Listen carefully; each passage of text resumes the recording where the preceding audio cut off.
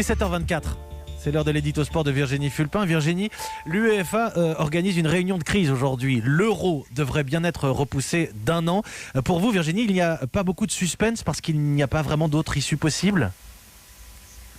Vous imaginez si l'UEFA nous disait non, écoutez, il n'y a pas de problème, l'Euro avant tout, on va bien l'organiser en juin comme prévu. Non, c'est évidemment pas possible, on connaît l'issue de cette réunion de crise.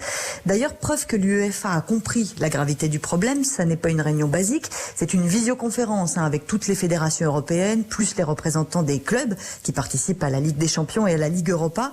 Ça n'a pas toujours été le cas, mais là, au moins, l'UEFA montre l'exemple, on ne se réunit pas à 100 personnes dans une salle, c'est déjà un bon point.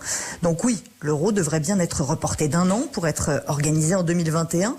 Alors ce report va coûter cher, entre 200 et 300 millions d'euros. Je suis d'accord avec vous, c'est pas vraiment le problème du moment. Surtout que l'UEFA va demander à toutes les ligues européennes de payer cette facture. Vu les montants des droits télé qui grimpent dans tous les pays ou presque, on ne va pas s'inquiéter plus que ça. Les ligues ont les moyens de payer.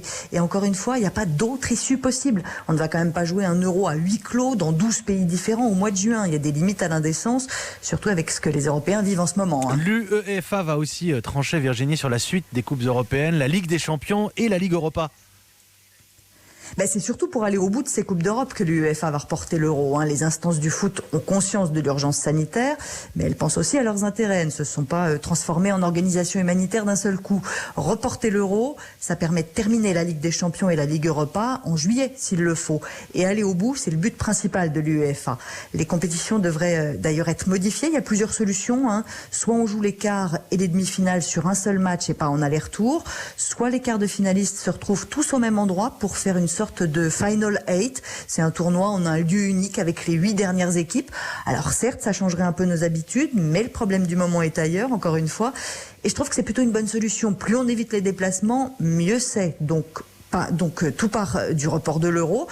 Et franchement, on aura largement plus la tête au foot en 2021 que dans 3 mois. Pour l'instant, c'est pas vraiment notre priorité. Oui, et puis pour ce qui est de changer nos habitudes, il va falloir s'y faire très clairement. Beaucoup de Français l'ont déjà compris. Merci Virginie Fulpin. D'accord ou pas avec Virginie, vous écoutez, vous réagissez tous les matins. C'est l'édito sport sur le hashtag Europe 1 à retrouver juste après 7h20.